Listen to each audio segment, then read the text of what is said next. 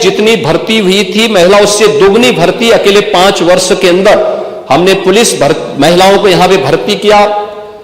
Police की भर्ती में उनकी 20% हॉरिजॉन्टल आरक्षण की व्यवस्था उन्हें प्राप्त हो सके, इसको अनिवार्य रूप से प्रदेश के अंदर लागू किया। लखनऊ, गोरखपुर और बदायूं में महिला पीएसी की बटालियन के गठन की कार्रवाई को भी आगे बढ़ाया।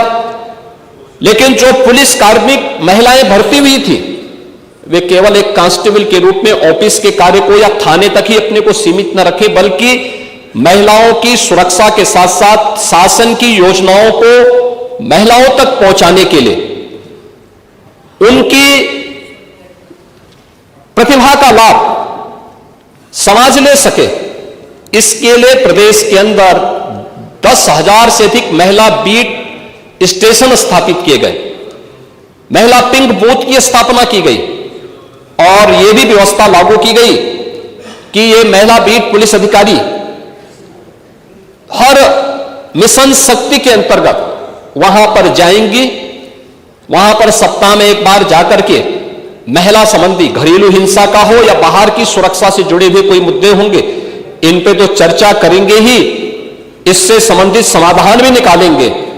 लेकिन इसके अलावा महिलाओं से संबंधित, उनकी सुरक्षा से संबंधित जो भी या उनकी स्किल डेवलपमेंट से संबंधित या उनके स्वावलंबन से संबंधित कौन सी स्कीम केंद्र या राज्य सरकार की है, इनसे भी गांव की महिलाओं को अवगत कराएंगे। और ये मिशन शक्ति का एक कार्यक्रम प्रदेश के अंदर लगातार ये जारी है और इसके बहुत अच्छे परिणाम भी हम सबके सामने देखने को मिले हैं। ये सरकार महिला सुरक्षा के प्रति पूरी तरह गंभीर है और उस गंभीरता का परिणाम ही है कि प्रदेश के अंदर इस सरकार ने आने के बाद सबसे पहले शोधों पर लगाम कसने के लिए जो कार्रवाई की एंटी रोमियो स्क्वाड का गठन, उसका एक उदाहरण है। और मुझे बताते हुए दुख है कि एंटी रोमियो स्क्वाड का जब हमने गठन किया था, सबसे पहले समाजवादी पार्टी ने इसका विरोध किया था, उसने विरोध किया था।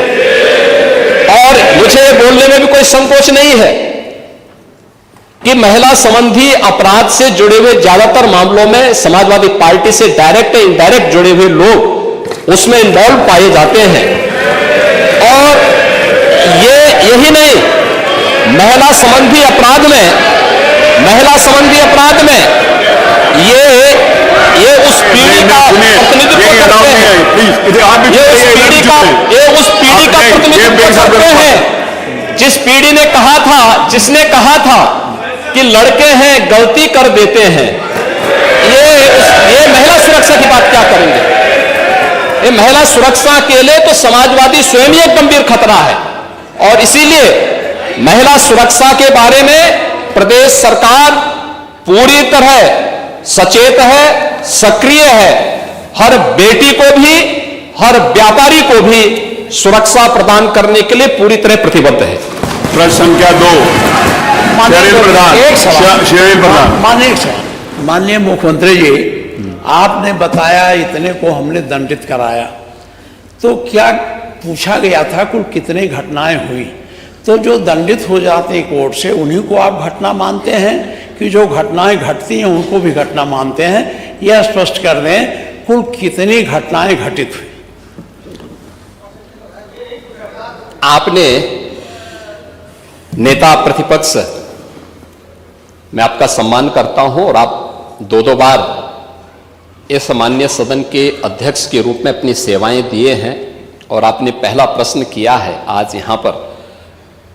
पहले तो आपके चयन के लिए मैं आपको बधाई देता हूं। ठीक है, अलग विषय है कि आपने चचा को गच्चा दे ही दिया।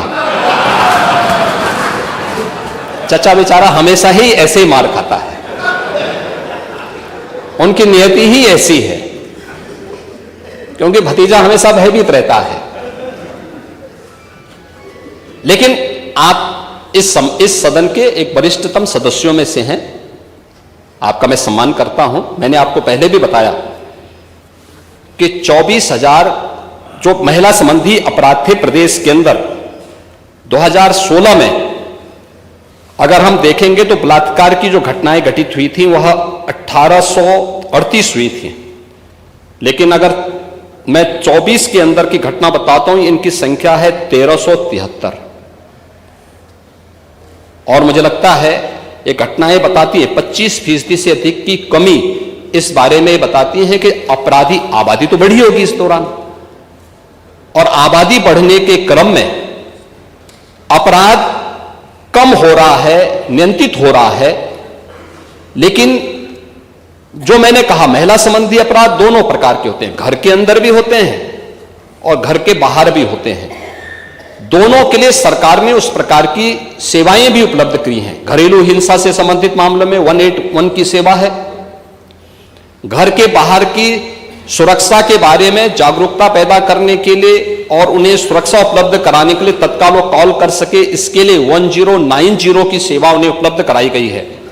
लेकिन साथ साथ क्विक रिस्पांस टीम 112 इन दोनों के साथ इंटीग्रेट करके अगर कहीं भी कोई अपराध होता है, अगर इन तीनों में से किसी को भी कॉल करेंगे तो वहां पर आपको सेवा उपलब्ध होगी इसके बारे में। लेकिन इस पे समय पे चार्जशीट दाखिल करना, डिस्ट्रिक्ट मॉनिटरिंग कमेटी की बैठक के साथ जुडिशरी के साथ बेहतर तालमेल बना करके इस प्रकार के मामलों में समय पे अपराधियों को सजा दिलाने के लिए एक प्रोसिक्यूशन को आगे बढ़ाना और अपराधियों को सजा दिला दी जाए, यह महत्वपूर्ण है। उसी का परिणाम है जो मैंने आपको पहले बताया कि अगर महिला संबंधी जो उनके महिलाओं के विरुद्ध और पास्को संबंधित अपराधों में अब तक हम लोगों ने 16,718 अभियुक्तों को अब तक सजा दिलाई है।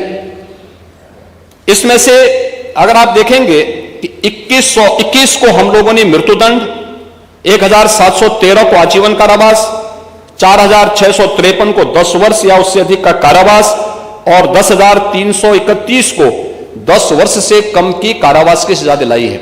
ये जो अपराध, जिन अपराधियों की सजा दिलाई गई है, इसमें आप देखते होंगे अक्सर समाचार पत्रों में आता है कि 1 महीने के अंदर दुष्कर्मी को सजा दिलाई गई। ये प्रोसिक्यूशन को फास्ट करने, समय पे चार्जशीट दाखिल करने का परिणाम है। नहीं तो होता क्या है, जब हम लोग इसमें लापरवाही बरतते थे, सरकार संज्ञान नहीं लेती थी, विभाग संज्ञान नहीं लेता था, लोकल स्तर पर संज्ञान नहीं लिया जाता था, अपराध बढ़ते थे और फिर इनको हल्केपन से लेने का दुष्परिणाम क्या होता था कि हर ऐसा अपराधी स्वच्छंद होकर के अपराध भी करता था और फिर समाज उसके बारे में देखते हुए भी उसके खिलाफ कार्रवाई नहीं कर पाता था। लेकिन आज अपराधी के मन में भय है और उस भय का परिणाम आज हम सबके सामने देखने को मिल रहा है कि उत्तर प्रदेश का जो ई प्रोसिक्यूशन पोर्टल है वो देश के अंदर नंबर 1 पर है और उत्तर प्रदेश इस मामले में ऐसे अपराधियों को सजा दिलाने के लिए, महिला संबंधी अपराधियों को, जो भी ऐसे अपराधी हैं उनको सजा दिलाने में उत्तर प्रदेश देश के अग्रणी राज्यों में है। प्रश्न संख्या 2 शेनिल प्रधान। नहीं,